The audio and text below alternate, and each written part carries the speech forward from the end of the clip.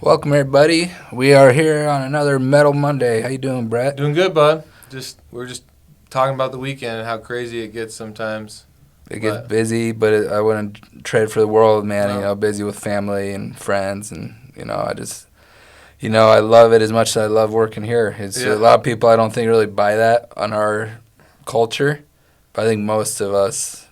I like to think that way. I agree. Yeah, I mean, I'm as happy as I am to see Saturday roll around and get some good football games in. Mm-hmm. I'm just happy to see Monday come around and be like, all right, let's see what we can get done this week. Same here. So last Monday, we started to see that copper, saw the PGMs, everything kind of take a tumble. Yep. And it really just kept kind of going down. Yeah, it did.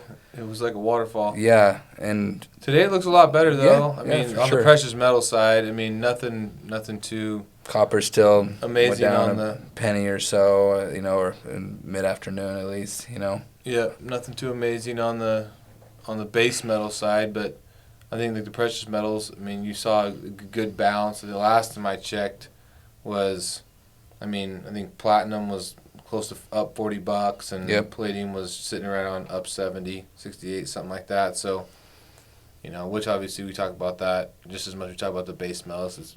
It's integral in what we do. But the ferrous side, we're going to know a little bit more hopefully the end of this week, early next, what the demand situation looks like. Mm-hmm.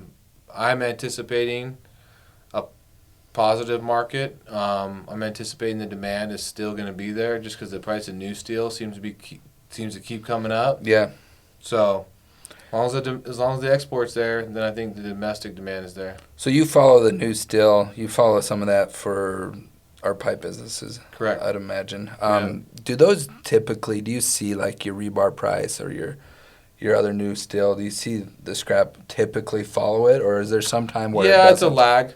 Okay. There's sometimes when the price of new steel is high and you can't really garner a good scrap price just because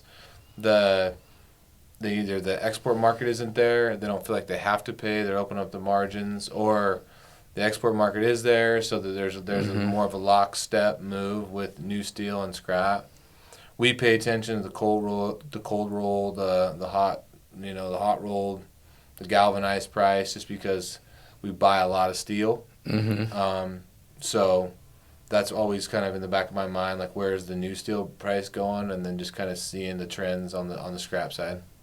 And on the scrap side, we saw, like we talked about earlier, all the base metals kind of take a tumble.